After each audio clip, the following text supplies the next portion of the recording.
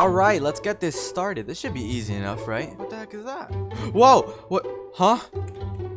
Everything's upside down. Wait, what happens if... Oh my gosh. Oh my god. In today's video, we survived 100 days in Minecraft, but upside down. The goals are to build a functional house, craft a full set of diamond armor, and slay the ender dragon. Can we survive with these conditions? Watch till the end of the video to find out. Also, we're inches away from 50k, which means this is your last chance to join the before 50k club. Finally, make sure to like the video for the YouTube algorithm. Let's get straight into it.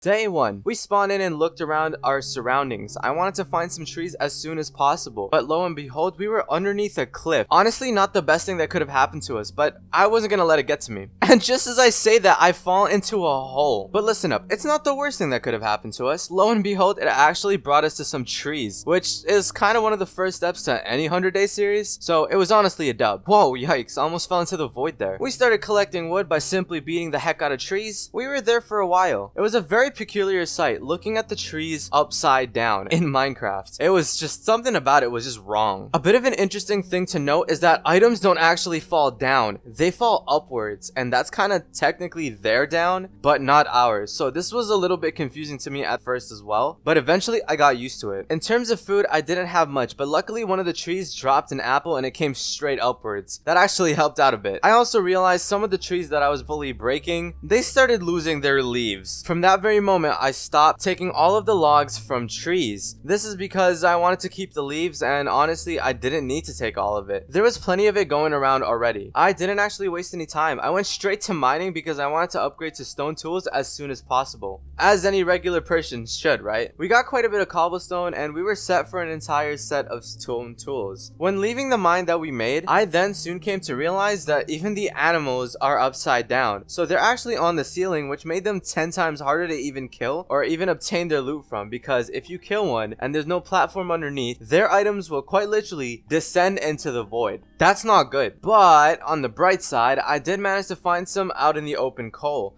so that was a bit useful. Shortly afterwards, I noticed that there's a pig above us. I wanted to try killing it. I wanted to see how difficult it actually would have been. Luckily for us, it was in the water.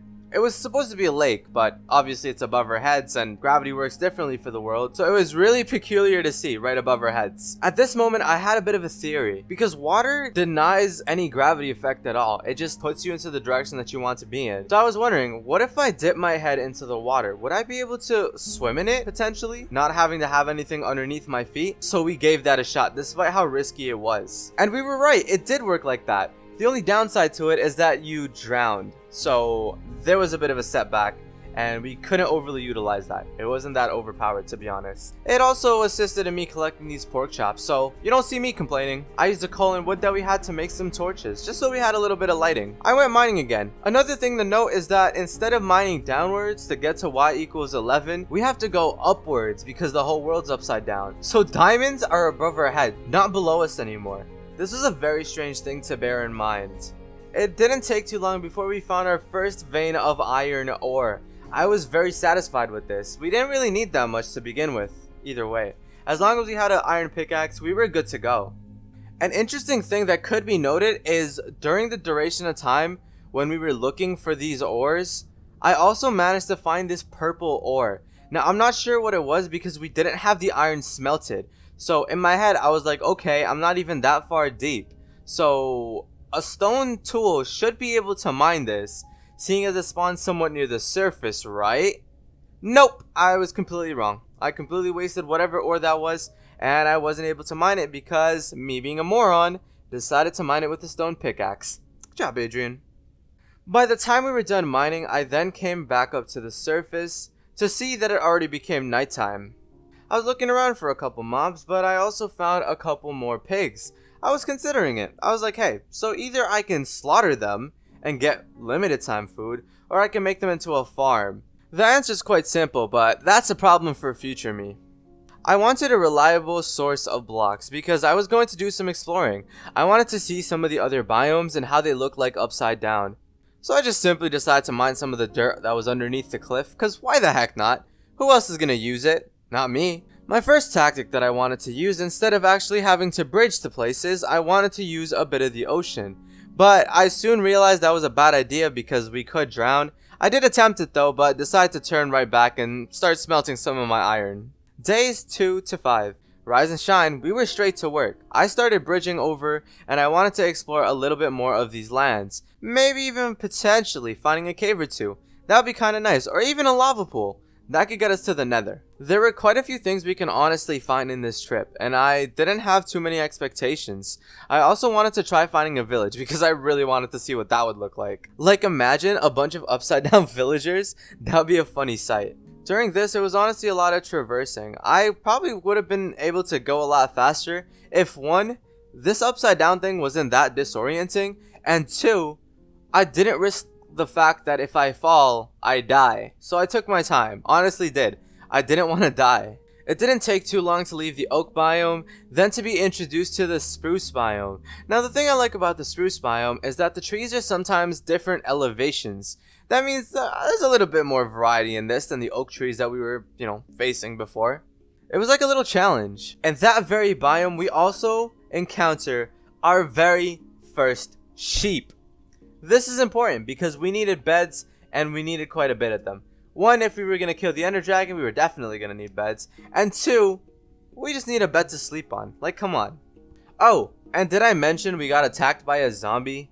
Yeah, it could barely touch me, but we still killed it, so we're taking the W on this one. Days 6 to 10. In this duration of time, we were honestly still going through a bunch of the spruce trees. There were a whole bunch, but I also decided to collect some wood from it because wood is kind of crucial. And I didn't want to make some ugly looking house. I wanted a bit of block differentiation, and oak to spruce wood, now that's kind of a good differentiation in my opinion. I'm not much of an interior designer, but I think that was a good choice. Oh, and a bit of an interesting thing, in between us finding the spruce biome, I also managed to find a little bit of a desert biome. At first I thought it was just an ordinary beach, but now that I look into it a little bit more, I'm pretty sure it is a desert biome, but it's just a very small desert biome. Very compact. I also used up a little bit of time looking for shipwrecks and stuff underneath the water. I didn't get any luck, but I definitely kept my eyes peeled. I decided to head back after all of this adventuring because I wanted to settle down a bit. I want to get a bit more iron so I could get a full set of iron armor and maybe even potentially some diamonds. Days 11 to 15. By this time we managed to make it back to spawn, which I will be making a base at actually. I'm still collecting some resources for it.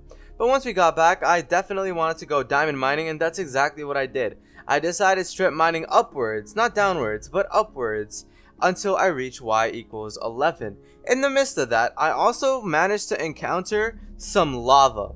At first I didn't realize or take into consideration how severe of a situation this really was, until I broke the piece that was in the way between me and burning to a crisp.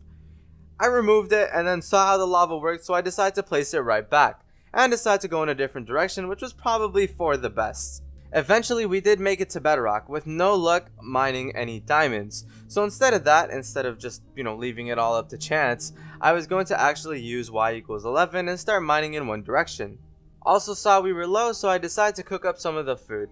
Ya boy's munching, bruh. Ya boy's gotta munch. What can I say? Not a lot of luck with diamonds, so I decided to head straight back out. Day 16 to 20. I was in a bit of an adventurous mood, so I wanted to explore the lands, which is also why I did it at nighttime. Lo and behold, on our way back to the platform end that we actually built up to, I got attacked by a skeleton. Luckily for us, it was no match for us, not to mention I had a shield now. Yeah, boys cracked at the craft, y'all heard it first. I kept my head up. I wasn't going to give in to defeat. I wanted to find a village so badly. But in the midst of everything, I did notice that there were a couple sheep alone by themselves on an island.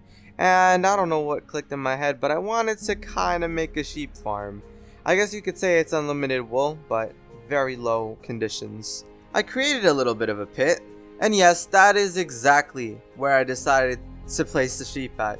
I also came into the realization that the floor was made out of stone. So I quickly changed that up instantly to blocks of dirt that'll hopefully transfer back into some normal grass blocks. That would be much appreciated.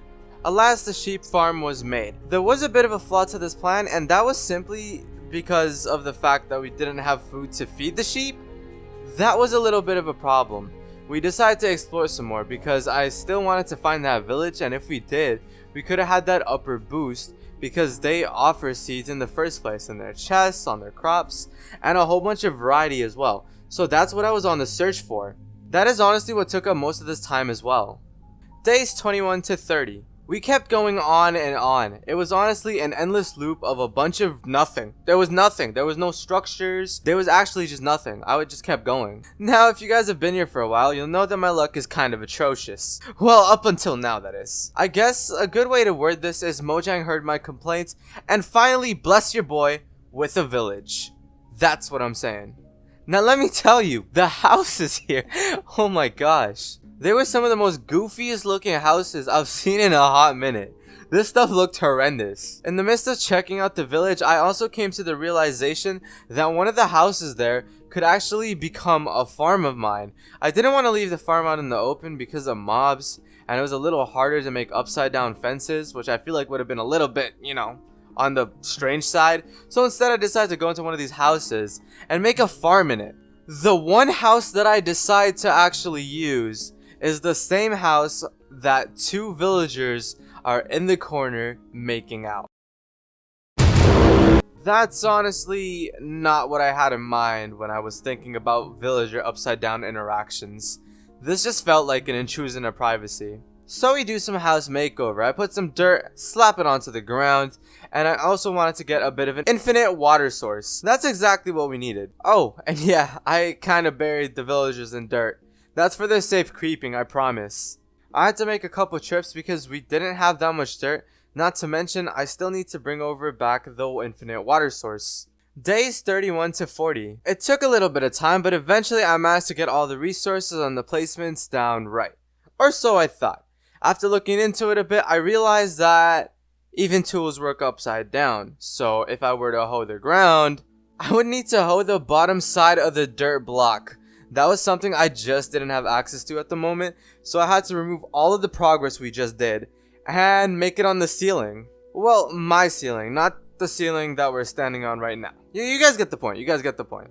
Afterwards, I decided to go back outside and grab a couple more seeds to plant into the farm. Smart idea.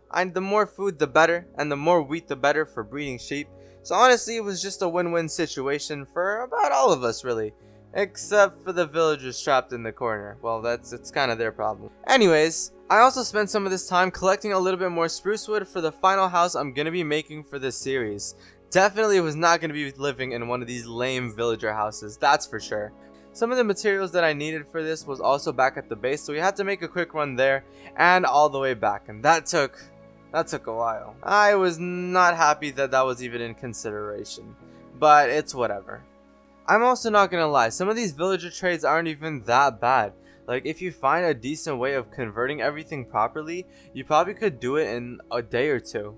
Days 41 to 45. I was happy with the state of condition I was in. I had two fully functional farms that went hand in hand. One provides me with wheat, which we so need, and the second one provides me with sheep. Honestly, I think we were set in that department, so I went right back to spawn, aka where I was gonna place my base, right? Once I finally reached the base once again, I also decided to start smelting some of the cobblestone. I didn't have much to smelt it with, so I decided to smelt it with some lovely charcoal or even wood itself. So while that was all happening, I decided to clear out a little bit of the area. This was exactly where I wanted my house to be. I also started terraforming the area a little bit just to make it look a little bit more nicer and more appealing to the eyes. I care about that, okay? I wanted the corners to be spruced and maybe even the roof itself, but the walls were definitely going to be oak. Again, I feel like this is a really good combination, but y'all can tell me otherwise in the comment section below if you want to let me know what kind of preferred type of house would you guys build, and what kind of color palette would it be. Days 46 to 55. The house overall was coming together. All that I needed left was the flooring and some glass. I needed windows for sure, but the flooring was one of the things that was a little bit more important at that time. I went outside of the house. The beginning intentions was to go mining, but instead I decided to just scout out little areas, I guess. I'm not sure exactly what I was doing for this portion, but I came right back around to the house and decided to mine up the floor. That way we already have an open space for us to plop in any block of our choice. The flooring that I decided was stone bricks, and the glass was put into place. Luckily for us, the second biome that we encountered was the desert, in between the spruce biome and the biome that we're in right now, which is just a normal oak forest biome. At least that's what I call it. After this, I continued my search for a cave. I wanted another cave system and I wanted to go mining. I needed a bit more iron, you know, in case my tools broke. And so that's exactly what I did. Except I didn't know exactly where to mine. So I started walking around a little bit and tried looking for some open caves again. I thought that I missed a couple maybe because I wasn't paying too close attention. So I started walking around a bit, but eventually gave up on my search. I decided to just mine into one of these mountains and mine straight upwards. On the way up, we got ourselves some lovely iron, so that was a bit of a plus. But no cave in sight, so that was kind of pain. Despite all of this, on our way up, we eventually hit a mine shaft. Now this isn't a cave, but honestly, this is probably better than a cave. A mine shaft could have chests and a bunch of other stuff like that. Not to mention could possibly even lead us to lava pools, which we needed. We start exploring a bit. I decide to mine some of the iron there and some coal, you know, because those are kind of two crucial and very important things. We find tons of other ores and we start exploring a little bit. While traversing across these horrid lands, the mine shafts, I ended up finding a poisonous spider. Not exactly the most optimal thing to find down here, especially in hardcore mode. It was not a fun experience whatsoever. We don't even have armor yet, so that just made things so much worse. It poisoned me, but luckily we were able to escape it. We didn't die to it, luckily. Now this mine shaft was actually very extensive. I was probably going hundreds of blocks all over the place. But eventually, we found ourselves diamonds out in the open for us to see. This made things a lot easier. Though it wasn't much, it definitely probably saved me some time. Just normal strip mining for these silly diamonds, to be honest. I decide to make a little bit of a smelting station there for not only some of our iron, but also some other resources. We start smelting it away because I definitely needed some armor. I was not going to survive this without any armor whatsoever, and that probably should have been one of the most important things. After some further exploration, we then find out that not too nearby the place we entered the mine shaft from was actually a lava pool. This was big. This meant that we could actually go to the nether. We need to go to the nether to get some blaze rods because, you know, we were going to beat the ender dragon. That's one of the goals. This was honestly one of the weirdest things I've ever done because the portal was quite literally upside down. It was weird, okay? We kind of messed it up in the beginning, but eventually we fixed it up. A little bit of the long route we took on this one, but you know what? A nether portal is a nether portal, okay? If it gets the job done, then I don't want to hear any complaints. Days 56 to 65. We decided to head back up. I wasn't gonna stay there for any longer because I didn't have food. If another spider pulled up on me, I would have been a goner. Once we arrived back to our base, we decided to put some of our stuff and materials inside of the chest. I needed a bit of space because what if I collected some interesting resources from there? There are chests in the nether, and that was exactly what I was hoping on. Not to mention, I needed a bit more free space than one empty inventory slot. In this interval of time, we also spent a little bit of time pig hunting. Eventually, we got a suffice amount of food and headed back straight into the mine shaft to fully go into the nether. I also took a little bit of time collecting gravel, well, not gravel in specific, but the flint from the gravel, which is the important part, and used that to make a flint and steel. Then we were off, out of this upside down dimension to the next upside down dimension. Right off the bat, we were off. We went in search for some very interesting stuff, but the first thing I did notice was that glowstone was at the bottom of the nether instead of the top. That was such a weird thing to see. Not to mention the lava pool, instead of flowing top to bottom, it flowed bottom to top. So that was also a very interesting sight. During the exploration period of this time, we also got attacked by a ghast. But luckily for us, we were kind of cracked at the craft. So, you know, obviously, it had nothing on us. Yeah, boy, was cracked. I'm not sure why, but I guess you could say for decorative purposes, I also decided to mine some of this quartz. I didn't know what I needed it for, but it was also, you know, a way we could get EXP. So if we ever need it in the future, you know, we got EXP. And we got some white blocks, so. If you guys didn't get the memo yet, we're not actually playing on 1.16. The version of Minecraft that we're playing on right now is 1.12 because that's what the mod version is. So we had to comply with the mod version. There's no bastions or anything, not to mention there aren't any ruined portals or those crazy cool nether biomes. So we were, you know, just using the default Minecraft nether. This honestly didn't bother me too much, but the one thing that did bother me was my garbage luck. There wasn't any of it. It was just red blocks after more red blocks after more red blocks. No variety. We were just going through the vast nether that we were stuck in. Honestly, it got a little tedious. Eventually, after all of that walking, we finally found ourselves the Nether Castle. Day 66 to 75. In this duration of time, we honestly just tried not to get ourselves killed because there were still wither skeletons, and if you guys didn't know, wither skeletons are kind of the bane of my existence. In speedruns or even these 100-day series, they are horrible. Horrible creatures. I hate them. Honestly, with a burning passion, I hate them. They suck. The situation escalated and we had to evacuate because of these super harsh conditions. I wasn't gonna die to no blazes, so we just booked it. We did that dash on them. I was at this point thinking of ways around it. I could have mined a bunch of blocks and potentially block ourselves in with one of the blazes, but I'd also be risking a lot of time and a lot of our life because those blazes honestly hurt. Not to mention, just in general, we weren't doing too good on the blocks either, so that was a bit of a problem. We'd have to mine all of it out. We didn't even need that many blaze rods. In all honesty, we only needed a couple. Probably like 12 to 16 maybe. We didn't need that many. But even so, the situation was very, very risky. Instead, my conclusion was, rather than fighting the blazes that were in a really bad optimal condition, why not just walk around the fortress itself? They spawn around the fortress, so that's exactly what I did. I just started walking around the places and killing blazes. Pretty simple and straightforward stuff, not to mention we utilized their spawning.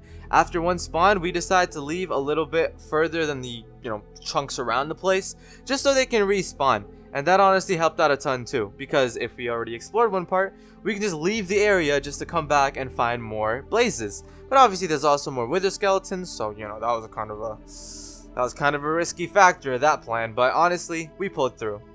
Once I managed to get enough blaze rods, I really didn't need a reason to be there anymore. All I needed left was probably just the Endermen. We went straight back to the overworld. A fun little thing that happened on our way there is I tried using a boat. My first one disappeared, but my second one didn't work at all because I couldn't place it on the floor. That's because it only places above us, so I didn't really see much of a use in it, unless I wanted to make a travel system where I just go around right-clicking boats. I don't think I wanted to set anything like that up. Alas, we were back into the Upsidedown overworld. I looked around the mineshaft a little because it was just a little bit of time since we were last here. Day 76 to 80. It didn't take us too long to leave the mineshaft. Then we started heading back home.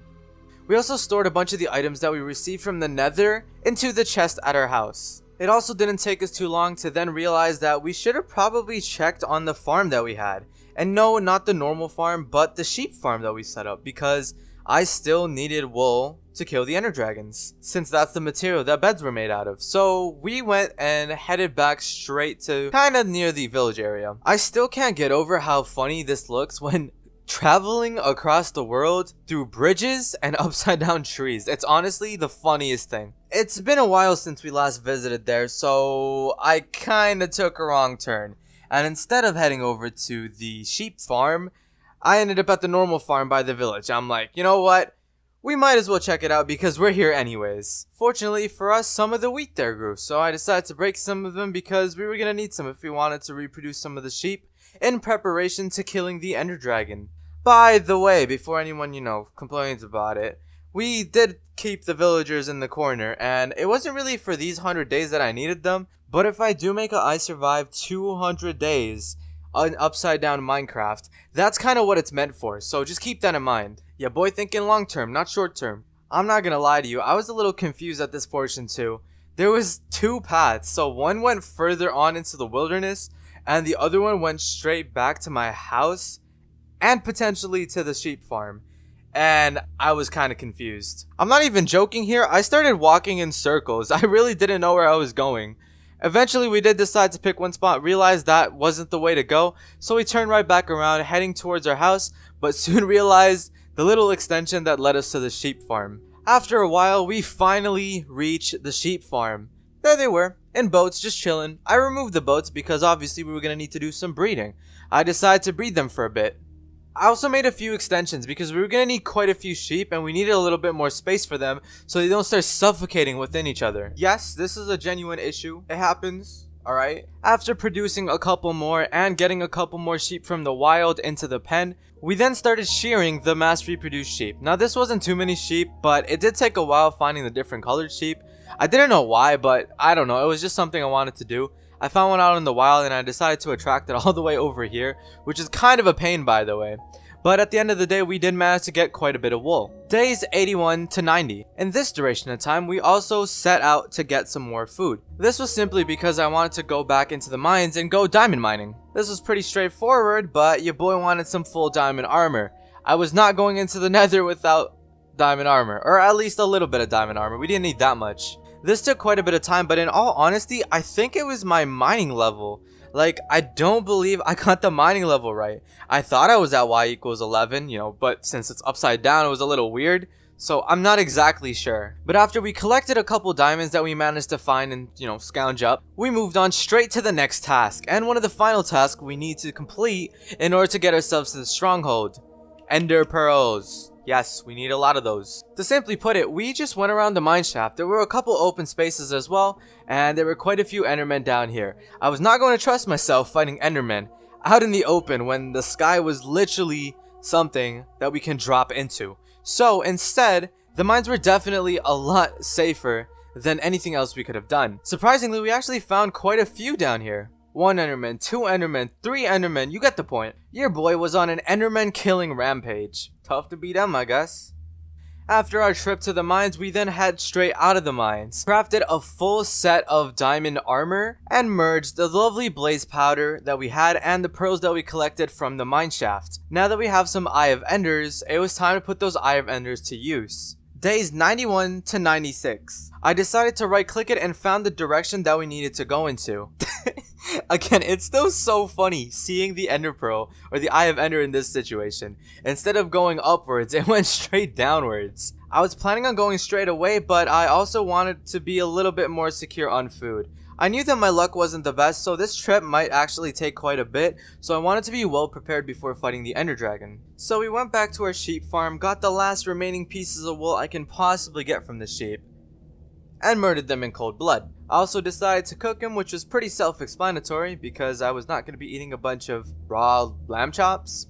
Yeah, that wasn't going to happen. And this is where the painful process began. The process that took multiple breaks because I had to go right back, gather some more cobblestone, break a bunch of my normal stone pickaxes in order to get some materials so I had enough to bridge. But I decided to follow the direction that the initial pearl went into. Wasn't sure if there was any specific way to get there, but I honestly just went in a singular direction and hoped that eventually, once I felt like it was the right time, I would throw another pearl. After going on and on and on and on and on and on and on, we finally managed to get a bit of a turn. With the Eye of Ender, of course. Lo and behold, we were in the stronghold. This took quite a bit actually traversing through, but eventually we managed to find the portal frame. When getting there, I also came to the realization that we didn't have a lot of wood. So what I basically did was I went right back up and started mining some of the trees nearby. It didn't take too long and eventually we came right back down. Seeing the end portal upside down